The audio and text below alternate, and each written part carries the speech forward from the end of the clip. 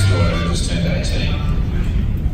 And the day after she turned 18, she got a big tattoo. A good one or a bad one? I think it's alright. It's an eye holder. I wasn't crazy about it, but it's not my choice.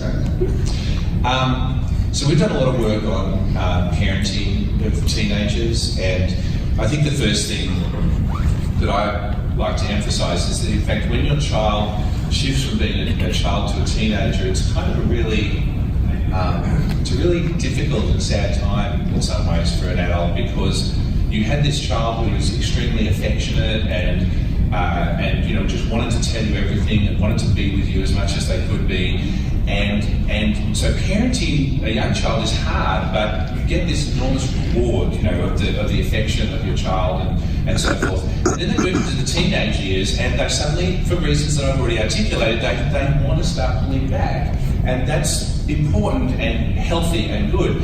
But for a parent, that's really a sad thing. It's almost the process of grieving that you lose this warm relationship with this young child that you have as your teenager starts to pull away. Now the point is it's a transition, because what's going to emerge out of that is a really new and wonderful and interesting relationship with your child, which is more on the basis of you both being adults, and that's really going to be a wonderful thing, but it takes a while for that to emerge. And so my point is that for parents, the teenagers pushing for independence and the parents wanting to kind of keep control it can create a lot of conflict. And so the conflict is normal. So when we are giving parents advice, one of the things that we really, really emphasise is try to learn to disagree with your teenage child without being disagreeable. So in other words, the skill of being able to say, we disagree about this. So it's okay to disagree with your child. It's okay to say, you've got to clean your room, you can't go to that party, kids are taking drugs, whatever it is you want, that line that you want to draw. But you have to do it in a way. Teenagers, for good reasons, are very respect sensitive. They are sensitive as to whether you're respecting them. And so as you do that, as you have that disagreement, it's very important to respect them and say, I know you're a good person, I understand why you want to do this thing, here is my reason why not, I believe we can resolve this, that's how you disagree with respect. As opposed to saying, you stupid little shit, you're driving me crazy, I can't take this anymore, you're always doing this to me, because that conveys you're a bad person, you're making me upset, it's a different kind of dynamic. So in both cases you're disagreeing about something, kind of trying to come to a point of agreement. So, and of course we're all imperfect as parents, let me just say, we're all imperfect, we screw up all the time. That's fine, it really is fine. You can't be perfect and you don't need to be, is the good news. But the thing to aim for is this ability to disagree respectfully, because the teenager wants that respect. The second thing we talk about is the idea of learning how to deal with your teenager's exuberance and enjoy the good things that are happening in their life without being a wet blanket, without raining on their parade. Don't just say no. Yeah, so for example, a kid comes home and says, I've got a boyfriend, isn't that exciting? And you go, well, I hope he doesn't get you pregnant. So that's obviously a very exaggerated example. Not always. But the point is, you take this thing that your teenager's feeling really excited about and they want to share with you, and you immediately let your anxiety and fear kind of squash that down. Right? So what's going to happen next time something good happens? I don't want to tell you because you're a wet blanket, right? And then the third thing is learning how not to escalate conflict.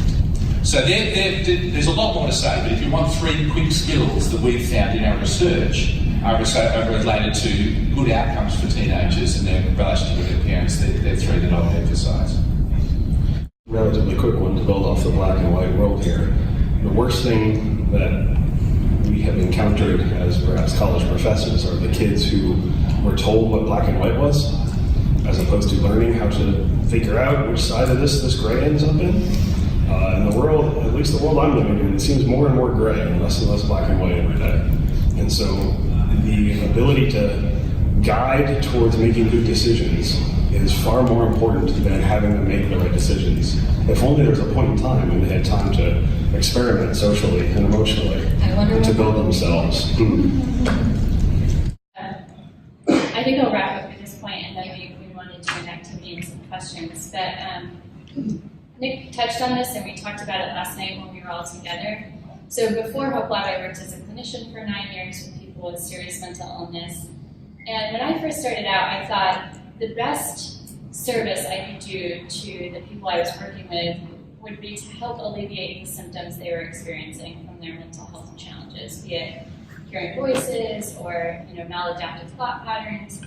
And that would be the key to alleviating suffering. And I'm sure, we know that the prevalence of anxiety and depression for teens and young adults is very high right now. So probably many people in this room have young people in their lives that have these challenges.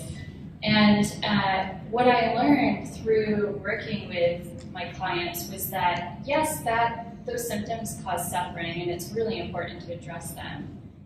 But the added layer, and possibly more painful, is what it means for you in the world. Like the way people treat you, the way they react to you, the way it affects your role in society. And that is something that can only be healed through collective action, through us sharing compassion.